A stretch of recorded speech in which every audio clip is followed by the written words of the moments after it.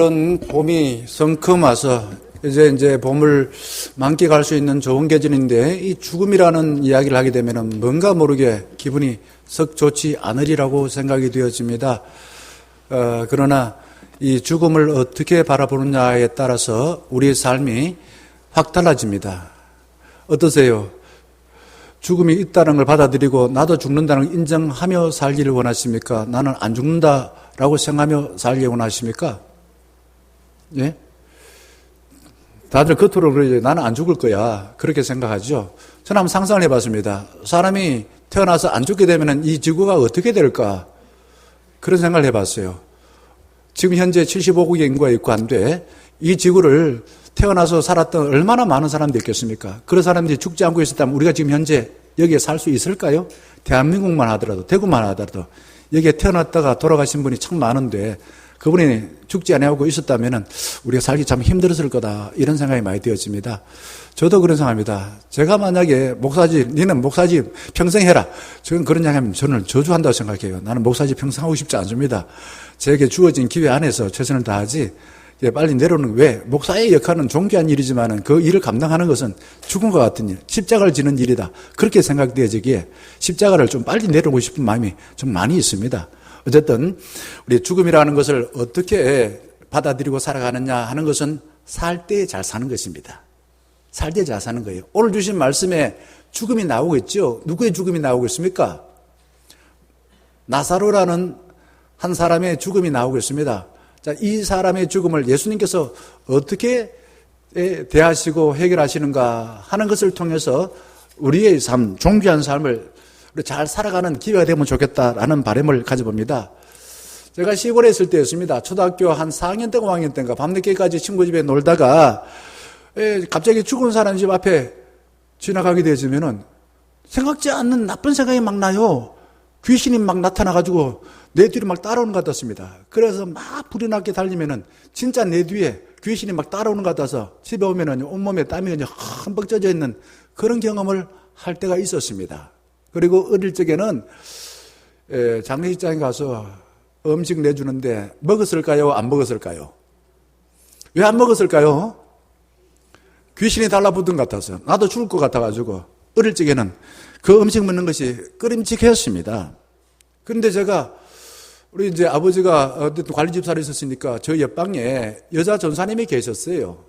일찍이 남편이 6.25 전사를 하시고 난 뒤에 전사님으로 계시면서 교우들의 시신을 늘 염을 해드렸습니다. 그분이 이수복 전사님입니다. 근데 이수복 전사님이 되게 남자 같은 성격이에요.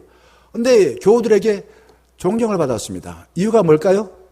남들이 하기 싫은 시신에 염을 해드렸기 때문에 그렇다는 걸 알게 되었습니다. 저는 목사가 된다. 우리 전사님들 그런 이야기합니다. 목사가 되는 것은 남들이 하기 싫은 것을 즐거운 마음으로 하는 것이 좋은 목사가 되는 비결이다. 이런 이야기를 제가 했습니다만은 그런데 우리나라의 현재의 혐오 시설 가운데 첫 번째가 뭘까요? 장례식장입니다. 장례식장 오면은 오지 말라고 막 대목을 막 합니다. 그리고는 우리가 사랑하는 가족이 돌아가시고 난 뒤에 얼굴을 언제 볼까요? 잘 못 봅니다. 못 보게 만들어요. 그러다가 딱 한 번 봅니다. 언제요? 입관할 때만 봅니다. 그런데 내가 만약에 죽음을 앞에 두고서 내 사랑하는 가족들이 죽고 난 뒤에 나를 보기 싫어한다 그러면 기분이 좋을까요? 안 좋을까요? 기분이 안 좋을 것 같아요. 자, 우리는 이 죽음을 되게 혐오하고 있다 이거죠. 스티븐 잡스라는 사람이 과학기술에다가 따뜻한 가슴을 입혀가지고 세계적인 기업가로 존경을 받습니다. 단지 돈 많이 벌었다는 정도가 아니라 어떻게 해서 그런 정말 기술에다가 인간의 따뜻한 가슴을 입혔을까? 아무도 생각하지 못한 일을 해요. 존경받았다 이거죠. 그런데 그가 췌장암으로서 56세에 죽어가지고 모두가 크게 기뻐했습니다. 그러면서 사람들은 이야기합니다. 역시 번떡이는 사람. 이런 사람들은 짧은 기간에 하나님이 주신 삶을 다 살다고 죽구나. 이렇게 이야기들 많이 했습니다. 스티븐 잡스는 평소에 이런 말을 했어요. 돈은 나에게 일어나는 일 중에서 가장 통찰력이 있고 가치 있는 일이다 아니다? 아니다 라고 말했습니다. 예를 들어서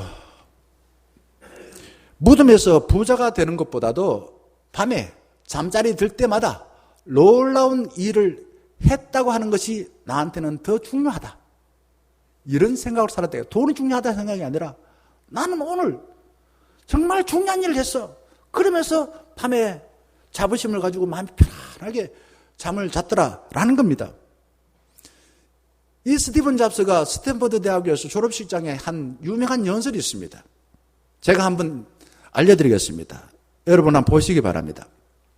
여러분이 진정으로 만족하는 유일한 길은 위대한 일이라고 믿는 일을 하는 것이고, 그 위대한 일을 하는 나의 유일한 방법은 내가 하는 일을 사랑하는 것이다. 내가 하는 일, 이게 유일한 일이야. 그리고 이게 위대한 일이야. 그 일을 사랑하는 마음을 갖고 한다는 겁니다. 위대하고 유일한 일을 못 찾았다면 포기하지 마시오. 계속 찾으시오. 그리고 사시오. 이렇게 말을 한 겁니다. 그런 자신의 죽음을 이렇게 말을 했습니다. 나는 곧 죽습니다. 안중도가 말하지 않았습니다. 그러면서 내가 인생의 결단을 내릴 때마다 이 죽음이라는 것은 나의 가장 중요한 도구가 되었습니다. 다른 사람의 기대나 또 자부심, 수치스러움과 실패의 두려움은 죽음이라는 것을 생각할 때 다 부질없는 것이 되었어. 진실로 중요한 것들만 남게 되었다는 겁니다. 죽음을 생각할 때 그 사람들이 바라보는 그런 거 중요하지 않았고, 내가 내 스스로 자부심 갖는 게 중요하지 않았어. 진짜 중요한 게 뭔가, 이것만 생각했다는 거죠. 하지만은 우리는 늘 죽음을 생각하면서 무엇을 잃어버린다라는 생각을 하기에 죽음 앞에 쩔쩔맸다는 겁니다. 하지만 그런 게 아니라 죽기 때문에, 내 인생이 언제나 끝나기 때문에 지금 가장 중요한 것을 선택하여 살아야 된다라는 것을 깨우치게 했다라는 것입니다. 죽음은 숙명입니다. 하나님이 정해놓은 그러한 루틴이에요. 이거 바꿀 수 없습니다. 아무도 피할 수 없습니다. 그런데 이 죽음을 생각할 때에 위대한 삶을 만드는 최고의 발명품이 죽음이라고 생각한다는 겁니다.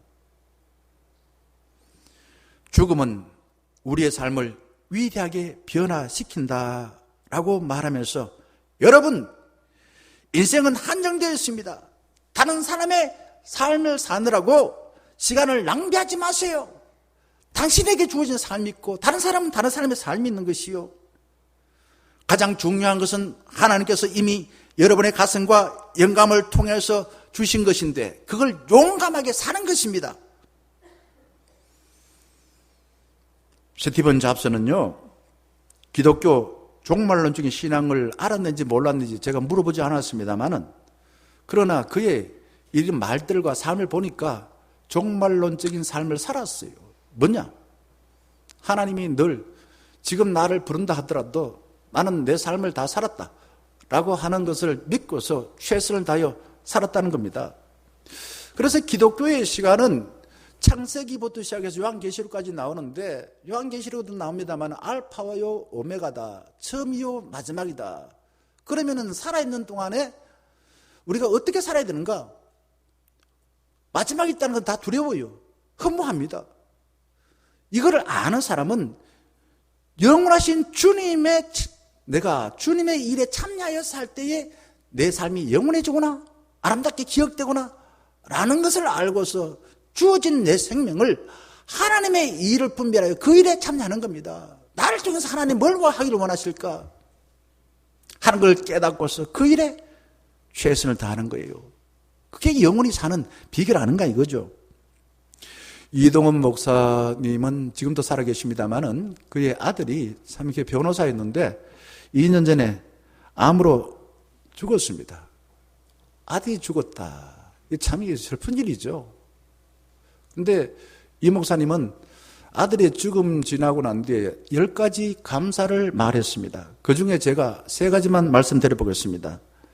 하나님, 아들이 지독 지독한 암의 고통에서 해방되어서 감사합니다. 죽음을 통해서. 그 다음에 5번째 이렇게 나옵니다.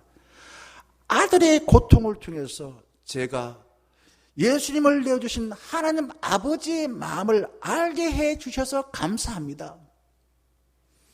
그 6번째는 이렇게 나옵니다. 아들의 암의 고통을 통해서 수많은 암 환자의 고통과 연대하게 하신 것 감사합니다. 어려운 이야기입니다. 그러나 이동훈 목사님 그렇게 이야기했고요. 우리 보통 사람이지만은 하나님을 지독하게 잘 믿었던 사람들은 그렇게 이야기하는 것 같아요. 자, 본문 말씀으로 돌아갑시다. 베다니에 3사람이 살았습니다. 그런데 한 오빠가 죽었습니다. 그의 여동생 이름이 마리아와 마르다였습니다. 그런데 이 살았던 사람들의 동네 이름이 베다니입니다. 베다니. 베다니라는 이름의 뜻이 뭔가? 비참한 사람들이 사는 곳이다, 이런 겁니다. 대현동이 무슨 뜻일까? 충현교회가 무슨 뜻일까? 충현, 현자는 어질 현자잖아요. 어짐이 크다, 뭐 이런 것이겠고요. 이 충현도 그런 거 알겠까? 이 어진데에 우리가 충성한 게 충현교회겠죠. 그 베다니는 정말 비참한 사람, 경제적으로 가난하고 그리고 지질이 궁상을 떨고 아픈 사람이 많은 동네가 베다니다, 이겁니다.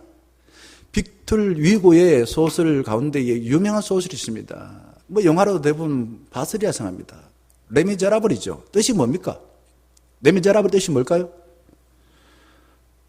불쌍한 사람들입니다. 불쌍한 사람. 왜 불쌍할까요? 뭐 그 당시에 가난하고 그리고 사회에서 늘 그냥 억압받아서 그냥 인생 살기 힘들고 남의 것도 훔치지 않으면은 정말 목숨에 유지하기 어려웠던 그런 사람이 바로 레미제라블입니다. 예루살렘 사람들은 이 베다니를 보면서 저 병들고 가난한 사람들이 모여 사는 비참한 곳이구나, 이렇게 해서 베다니라 불렀다는 겁니다. 옛날에 우리 대구 땅에도 근교에 이 비슷한 동네가 있었습니다. 저기 에라곤이라는 곳에는 누구들이 모여 사는 곳입니까? 나병 환자가 모인 곳입니다. 나병 환자들만 모여서 자기 비참한 사람들끼리 누가 나를 돌보지 못하고 가족들만 다 버렸는데 저 신동에 가면은 거기도 역시 똑같습니다. 우리끼리라도 그래도 서로 의지하고 살자 라고 하여서 그 모여서 산 곳이다라는 겁니다. 예, 그런데 말입니다. 예수님은 사역을 하시다가 피곤하면은 이 비참한 동네 베다니에 거기에 정말 가난하고 병들어서 결국 죽은 나사로 집에 가가지고 거기서 쉬고 나사로와 친구가 되어줬다는 겁니다. 좀 이상하지 않습니까? 나사로, 이름이 나사로인데 이름 뜻이 뭐냐? 하나님이 도우시는 자다. 그러면 요거를 부정적으로 좀 표현해 보면은 하나님 도움 없이 살 수 없는 사람입니다. 달리 말하면은 사람들이 도와주지 않으니까 하나님께서 그에게 자비를 베풀어 주어 살 수가 있었다라는 겁니다. 나사로의 어누이 마리아와 마르다가 3절에서 이 사람들을 보내가지고 예수님에게 이렇게 말합니다. 뭐라고 말합니까? 주여, 보시옵소서. 누가 죽었다고요? 사랑하는 자가 누굽니까? 사랑하는 자, 우리 오빠 나사로가 병들었나이다. 곧 죽어갑니다. 라고 전가를 합니다. 나사로는 가난에 찌든 베다니의 영향을 받았기에 평생 죽음의 장막이 나사로를 덮고 있었을 것입니다. 예수님은 나사로의 죽음을 통해서 장차 십자가에 죽으실 자신의 죽음을 암시하고 있습니다.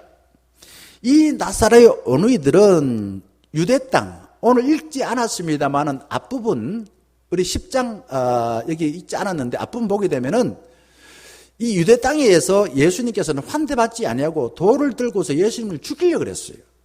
유대 땅은 예수님을 배척한 곳이었습니다. 그래서 이 나사로의 어누이들은 유대 땅이 어떤 곳인 줄 알았기 때문에 예수님한테 빨리 와주세요, 빨리 와주세요 이렇게 말하지 않았습니다.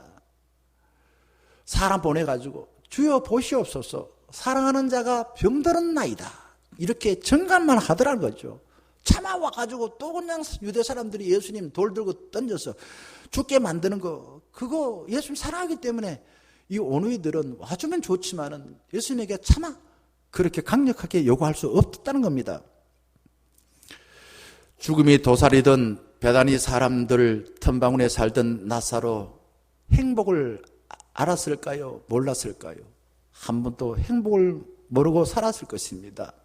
그래서 절체절명의 위기에 빠진 사람들은 지푸라기라도 잡고 살려고 하지 않을까요? 자, 한번 들어보겠습니다. 정호성 시인의 지푸라기라는 시를 이 시간 한번 직접 들어보겠습니다.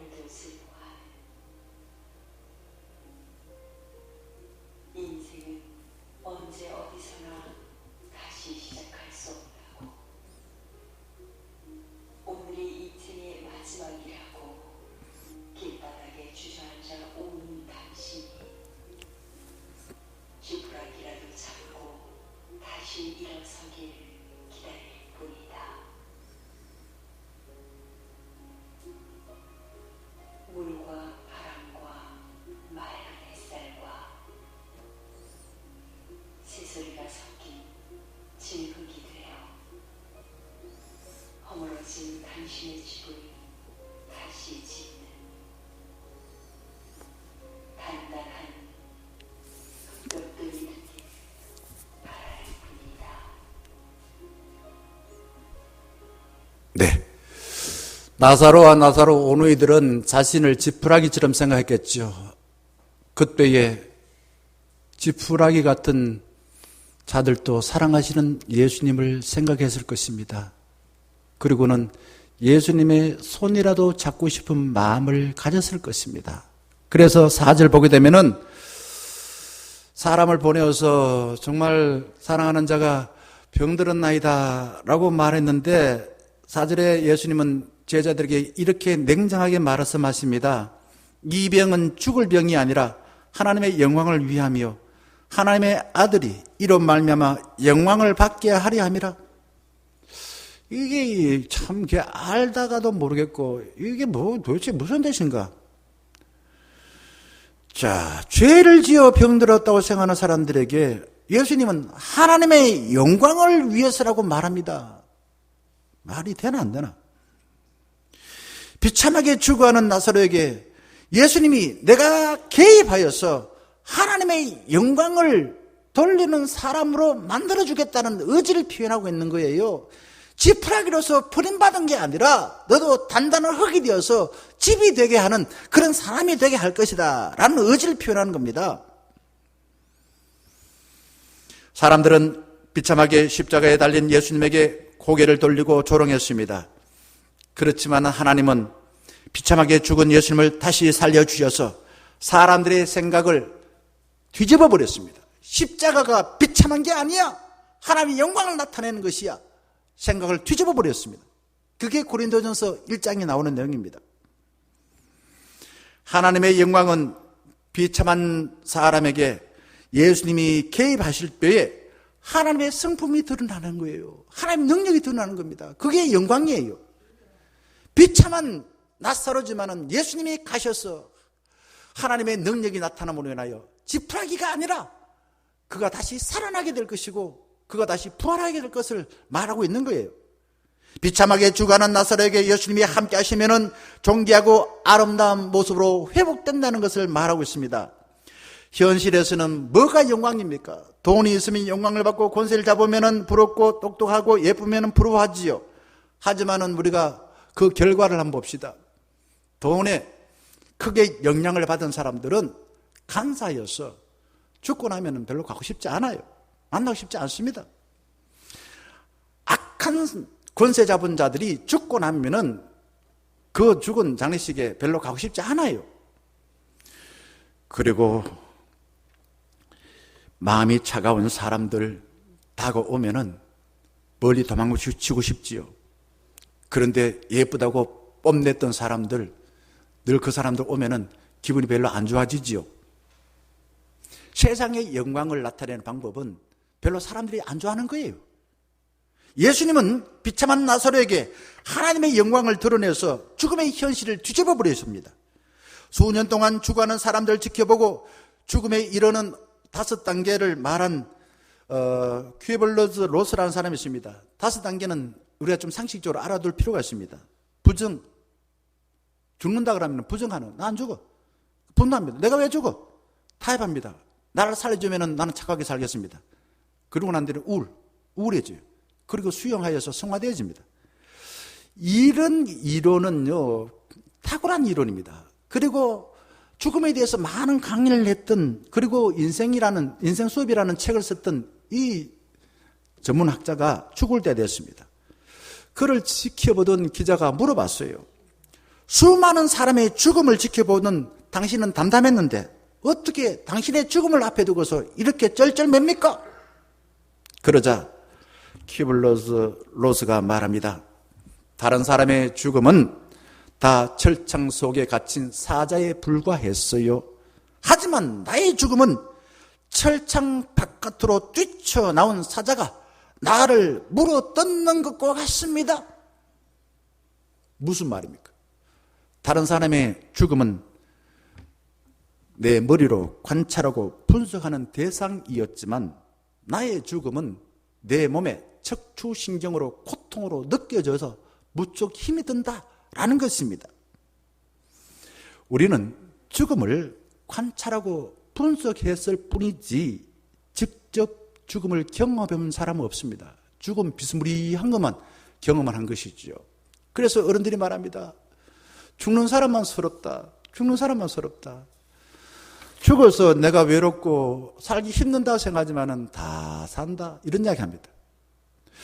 우리는 죽기 전 단계, 죽음 비슷한 것만 경험하지, 죽고 난 뒤에 경험한 것은 다시 우리한테 돌아와서 말해준 사람 아무도 없습니다. 예를 들어서 물고기 새끼가 자기 어머니한테 물이 뭐야? 라고 물어봤습니다. 근데 이 물고기 어머니는 몰라? 나는 물 바깥으로 나가본 적이 없어? 물고기가 물 바깥에 나오면 삽니까? 죽습니까? 죽어요. 그러니까 물 속에 있는 그 물고기는 물이 어떤 것인지 몰라요. 그리고 영광이 무엇입니까? 영광은 하나님께서 우리를 이 땅에 보내주셔서 각자에게 맡겨진 소중한 일을 끝까지 완수하는 것이 영광인 것입니다. 주님이 우리 땅에 보내주셔서 나만을 통해서, 다른 사람이 아니라 나만을 통해서 하시고자 하는 그 일을 찾아내어서 사는 것이 하나님께 영광 돌리는 것입니다. 예수님은 나사로를 살리는 일, 다른 사람에게 좋은 일이었습니다. 하지만 예수님 자신에게는 십자가의 죽음 앞으로 성큼성큼 다가가는 나쁜 일이었어요. 그게 고난이었습니다.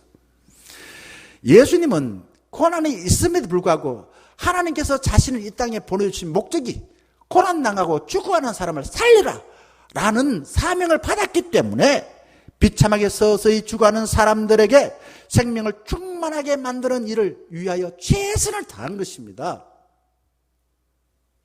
그래서 하나님께 영광 돌리는 것이지요. 우리는 세상을 살면서 남의 시선을 의식하여 남의 옷을 입고 두려워합니다. 그런데 다른 사람은요, 나한테 관심이 없어요. 그런 말합니다. 남들이야 전봇대 갖고 이빨 쑤시든 말든지 네가 와. 그런 이야기 했는데 진짜 그래요. 다른 사람들은요, 내가 전보도 갖고 이빨 쑤시든 말든지 별로 관심이 없어요. 근데 나는 내가 말이야 좋은 이쑤시개 갖고 와서 멋지게 그냥 이빨 쑤시야만 날 우아하게 생각하고 뭐 이렇게 생각을 한다는 말은 다른 사람, 우아한 사람을 닮아서 살아야 내 인생을 잘 산다고 생각하고서 늘 남의 눈치를 보고서 내 인생을 못 산다는 겁니다. 세상은 크게 환경과 소유로 성공했냐 실패했냐로 나눕니다. 그런데 하나님은 다르게 생각합니다.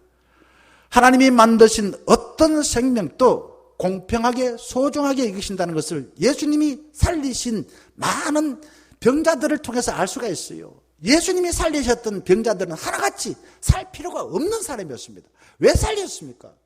하나님은 그를 불쌍히 여기시고 소중한 삶으로 다시 회복해 주신 것입니다.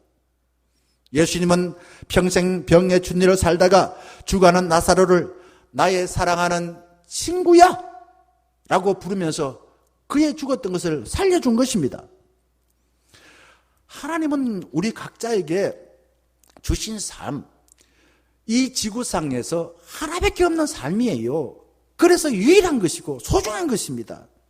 하나님이 우리를 기계로 찍어내서 똑같이 만들지 않았습니다. 다 하나같이 키가 무슨 남자들이란 180 이상이고 그냥 뭐 얼굴은 말입니다. 그냥 아주 그냥 뭐 누구처럼 미남이고 다 IQ는 150 이상이고 뭐 이렇게 기계를 찍어서 만들지 않았어요. 하지만 하나님은 내 몸과 내 마음과 내 영혼에 하나님의 도중을 꽝 찍었다 이거죠. 잘 만들었다 라고 하면서 우리를 이 땅에 보내주신 것입니다. 그래서 우리는 남들이 어떻게 생각하는 관계없이 나의 삶은 소중한 것입니다. 우리는 능력과 환경이 같아서 평등한 것이 아니라 하나밖에 없기에 평등하고 누구나 공평하게 태어나서 죽기에 평등하고 누구나 다 흙으로 와서 흙으로 돌아가는 것이 우리의 모습인 것입니다. 예수님은 5절에서 나사로가 병들었다는 소식을 듣고서 당장 쫓아가지 아니하고 이틀을 더 유하였습니다. 그리고 난 뒤에 7절 보게 되면은 제자들에게 유대로 다시 가자. 죽더라도 유대로 다시 가자. 이렇게 말합니다. 저는 이 말씀을 이틀이라도 더 유했다라는 말을 듣고서 이해를 잘 하기 어려웠어요. 예수님이 나사로를 사랑하는 친구라 생각한다면은 사랑하는 친구가 병들어서 죽어가고 있는데 만사를 젖혀두고서 막 쫓아갈 걸로 생각하지 않았습니까? 그런데 그러지 않았어요. 왜 그랬을까? 죽음은 인간의 능력으로 쉽게 해결할 수 없는 엄중한 일입니다. 예수님도 자신의 죽음을 앞에 두고서 이 잔을 내게서 지나가게 하여 주시옵소서. 내가 죽을 때가 되었습니까? 안 된 것 같습니다. 내 생각은 안 된 것 같습니다. 하지만 내 원대로 마시고 아버지 원대로 하여 주시옵소서 라고 하나님 아버지께 간절하게 땀방울이 핏방울 되도록 3번이나 기도하시고 아버지의 뜻에 순종한 것입니다.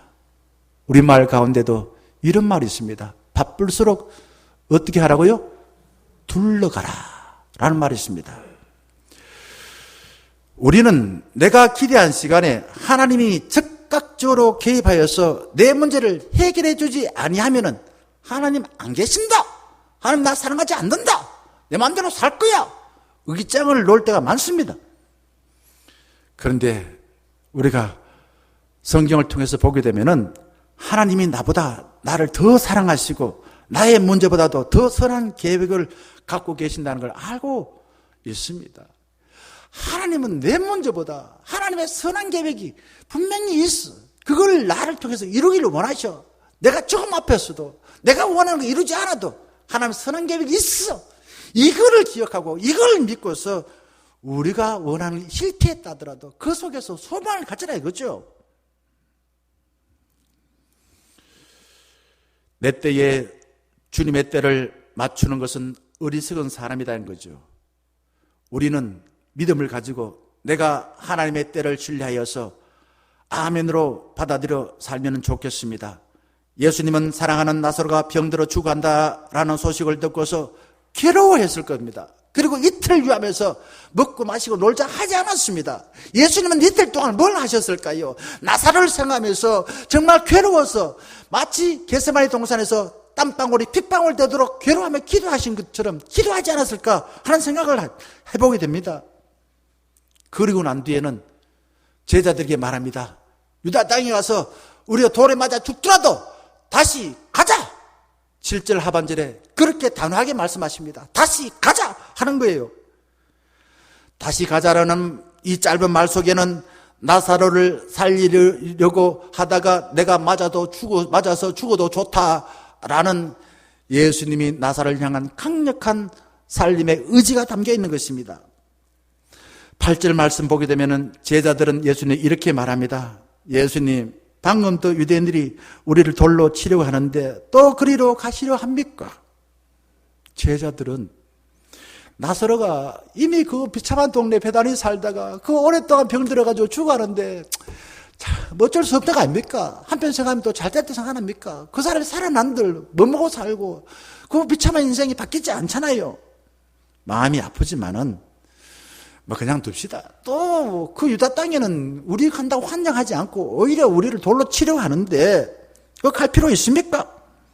이렇게 이유를 들어대면서 합리적으로 가지 않으려는 명분을 만들고 있습니다. 여러분, 하나님께서 나를 이 땅에 보내신 목적을 아는 사람은 죽음과 같은 일을 만나도 나는 다시 일어나 갈 거야. 나는 인생을 살 거야. 라고 당당하게 살아가는 것입니다. 인생을 허비한 사람들은 하나같이 죽음 비스무리한 것을 만나서 늘 두려워하고 원망하고 니 때문에 내가 못 살겠다 생각하고 어느 날 갑자기 죽습니다. 그가 살았던 삶이 뭐가 남습니까? 원망하고 두려움에 빠져 사는 것밖에 없어요. 9절 말씀에 보게 되면 예수님이 이렇게 말합니다. 낮이 12시가 아니냐. 사람이 낮에 다니면 이 세상의 빛을 보므로 실족하지 아니하고 밤에 다니면 빛이 그 사람 안에 없는 거로 실족하느니라. 예수님이 낮과 밤을 비유로 말하다가 갑자기 나는 세상의 빛이라고 말하고 있습니다. 이 이유가 뭘까 이거예요? 왜 빛으로 이야기할까요? 하나님이 천지를 창조하실 때에 맨 먼저 하신 일이 빛이 있으랍니다. 이유가 뭡니까? 빛이 있어야 생명이 삽니다. 그리고 빛이 있어야 만물이 자기 모습을 드러냅니다. 빛이 있어야 어둠 가운데서도 길을 찾아서 갈 수가 있어요. 빛이신 예수님은 죽음의 두려움에 빠져서 빛을 잃은 사람들에게 내가 빛이다. 나의 빛을 받아라. 그렇게 당부하고 있는 것입니다. 우리는 병들거나 감당하지 못한 문제를 만나게 되면 눈앞이 어떻게 됩니까? 캄캄해집니다. 내가 중요하게 여겼던 걸 갑자기 잃어버렸어요. 눈앞이 캄캄해집니다. 그런데 가만히 살펴보면은 눈이 어두워서 못 보는 게 아니라 뭐가 어두워진 겁니까? 내 마음에 흑암이 죽음과 비스무리한 것이 훅 들어와서 내 마음을 캄캄하게 만들어서 눈은 멀쩡한데 안 보이는 거예요. 자, 우리는 인간은 그래요. 내 손톱 밑에 이 가시를 다른 사람이 죽는 일보다 더 크게 여깁니다. 내 문제를 너무 크게 보다 보니까 빛이신 주님을 통해서 내가 빛을 받고 살고자 하는 마음을 갖지 못할 때가 너무 많은 거예요. 자, 우리 몸에는요, 이 몸에는 유리잔과 같은데 이 유리잔에 무엇을 넣느냐에 따라서 그것이 달라집니다. 여기에다가 포도주스를 넣으면 포도주스를 담은 잔인데 잔만 보는 게 아니라 포도주스를 먹는다고 마신다고 이야기하죠. 오렌지 넣으면 오렌지 주스입니다. 여기에 뭘 넣냐에 따라서 결국은 이 잔을 사람의 몸에다 비유하면 그 인생이 된다는 겁니다. 사람을 만나면 날카로운 사람이 있어요. 왜 그럴까요? 그 사람은 살면서 날카로운 사람에 의해서 영향을 많이 받았어요. 어릴 적부터 날카로운 부모로부터 날카로운 것에 의하여 훈련받은 거예요. 따뜻한 사람을 만나게 되면은 그 따뜻한 사람은 주로 어릴 적부터 부모로부터 아니면 하나님의 사랑으로부터 교우들로부터 따뜻한 사랑을 많이 받은 사람이에요. 내 마음에 따뜻한 걸 많이 받아들였다 이거죠. 그런데 이 마음에 들어있는 것이 인생이 끝나는 게 아니에요. 삶 바깥에 빈 공간이 더 많은 것처럼 우리 마음에 이미 들어와 있는 나쁜 것을 퍼내게 될 때에 우주를 창조하시고 우주와 같은 그 크신 하나님을 받아들여서 우리 마음이 변화가 일어난다는 거고 우리 삶이 달라진다는 겁니다. 그래서 사순절이라는 것은 내 마음에 이미 들어와서 또 아래를 트고 있는 어둡게 만드는 나쁜 생각이나 후회하는 감정이나 죄책감의 기억을 퍼내는 회개의 이 경건의 훈련을 부지런히 해야 됩니다. 진짜 기독교인이 된다는 것은 회개를 해야 된다는 거예요. 사순절은 특별히 나를 괴롭히고 내가 이미 잘못된 걸 선택했고 아니면 나도 내가 원하지 않았지만 나쁜 사람에 의해서 내가만 영향받은 것을 다 퍼내야 따뜻하신 주님이 내 마음에 들어와서 내 마음이 따뜻해지고 내 삶을 따뜻하게 살 수가 있는 것입니다. 유리잔 같은 몸에 예수님을 담게 되면 보석같이 아름다운 인생이 되어지는 것입니다. 고린도후서 4장 7절에 사도 바울이 이렇게 말합니다. 같이 한번 읽어볼까요? 시작. 우리가 이 보배를 질그릇에 가졌으니 이는 심히 큰 능력은 하나님께 있고 우리에게 있지 아니함을 알게 하려 함이라. 아멘. 이 보배가 누굽니까? 누가 보배입니까? 우리가 보배일 수 있지만은 아직 보배가 아닐 수 있어요. 아주 예쁘기도 하고 다 귀한 사람이지만은 우리는 질그릇과 같다 이거죠. 이 질그릇에 보배 예수 그리스도를 담게 되면은 하나님의 그 보시기 아름답고 하나님의 능력이 나타나고 그래서 하나님이 우리를 볼 때마다 기뻐하시고 사랑스러운 그런 사람이 된다는 겁니다. 근데 이렇게 살다가 죽게 될 때에 뭐가 바깥으로 나옵니까? 유리잔이 깨지면은 그 잔 안에 있는 내용물이 바깥으로 나오잖아, 그지요? 그렇지요? 그런 이야기 합니다. 엎질러진 물을 다시 담을 수 없다. 다시 담으려고 그러면 좀 담을 수는 있죠. 억지로 담다 보면은 100% 중에서 한 10% 정도 담을 수 있는데 죽음이라는 것은 그런 거예요. 유리잔이 깨어진 것처럼 죽음을 통해서 내 몸이 깨어집니다. 그러면은 그 사람의 몸속에 담았고 있었던 생각이나 삶이 다 드러나요. 살아있을 동안에 그 사람의 삶을 잘 몰라요. 그러나 죽게 되면은 살아있는 사람들이 그 죽음 이후에 그 사람의 삶을 다 볼 수 있습니다. 그리고 하나님께서는 우리 죽을 때에 그 사람의 삶을 심판하시는 것입니다. 그러니 살아있을 동안에 우리 마음속에 예수님 주인 삼아서 우리 삶을 존귀하게 살 수밖에 없는 것입니다. 낮이 12시라는 말은 빛이신 예수님을 마음에 받으면 죽음을 득설거리는 세상에서도 밝고 따뜻하고 새롭게 산다라는 복음인 것입니다. 아무리 화려한 것들을 가져도 빛이신 예수님이 우리의 마음을 비추지 않으면 대낮에도 죽은 사람들처럼 비틀비틀거리고 늘 그냥 앙앙거리고 산다는 겁니다. 지금 우리가 할 일이 무엇입니까? 이미 우리의 마음에 들어와 있는 어둠의 권세들을 퍼내야죠. 퍼내면은 주님이 들어오신다는 겁니다. 주님이 들어와서 우리 마음의 어둠을 비춰서 우리를 밝게 하시고 따뜻하게 하시고 새롭게 하여서 존귀하게 만들어 준다는 겁니다. 11절 말씀에 예수님은 제자들에게 우리 친구 나사로가 잠들었다.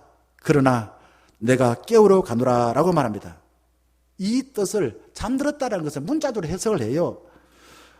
그래서 12절 보게 되면은 제자들이 주여 잠들었으면 낫겠나이다. 낫는다는 것은 소적으로 안 되잖아. 병드는 것은 낫다. 회복된다. 이런 그렇게 이해한 거예요. 그래서 못 알아듣는 제자들에게 13절에 예수님이 이렇게 말합니다. 나사로의 죽음을 가리킵니다. 나사로의 죽음. 죽었다 이거죠. 우리는 죽은 것을 두고서 이렇게 표현합니다. 돌아가셨다. 이렇게. 어디로 돌아가셨습니까? 어디로 돌아가셨어요? 이 세상을 떠나면은 우리가 있었던 저 세상을 간다. 이렇게만 생각하는데 하나님이 계신 곳에서 주님이 우리를 두 팔을 벌리시고 기다리고 계신다라는 겁니다. 제가 저 포항 항구에서 통통통통 거리면서 갔을 때에 저기 어디 인도로 어디 항구에 도착을 하면은 거기에서 누군가 우리를 환영 기다리는 것처럼 죽음이라는 것은 끝나지만은 이 땅의 삶은 끝나지만은 하나님께서 우리를 그렇게 기다리고 있다라는 것입니다. 그때 어떻게 우리가 주님의 품에 안기면 좋겠습니까? 주님, 나 못 살았어요. 잘못 살았어요. 그리고 자꾸 주님 얼굴 피하면 좋겠어요? 아니죠. 주님이 웃으시는 그 모습을 기억하면서 주님 품에 고이 안기는 것, 이것이 우리의 죽음인 줄 믿습니다. 죽으면은 출生전에 있었던 하나님께로 다시 가는 것입니다. 나사로는 예수님을 따라다니는 제자가 아니었습니다. 그의 삶은 비참했습니다. 하지만 예수님은 내가 사랑하는 친구야 라고 말했습니다. 빛이신 주님과 친밀하게 살면은 죽음과 같은 비참한 세상 속에서도 빛이신 주님을 인해서 아름답게 살 수가 있다는 말이에요. 사랑하는 충녀가족 여러분, 우리를 비참하게 만드는 거짓의 영에서 깨어나서 빛이신 예수님을 우리 마음에 잘 받아들여서 하나님께서 주신 시기에 맞게, 어린아이는 어린아이에, 청년은 청년에게, 노년은 노년에 맞게 밝고 따뜻하고 새롭게 살아서 주님의 품에 안겼을 때는 주님이 잘했다라고 칭찬받고 우리는 주님께 영광 돌리는 삶이 되기를 주의 이름으로 간절히 축원합니다.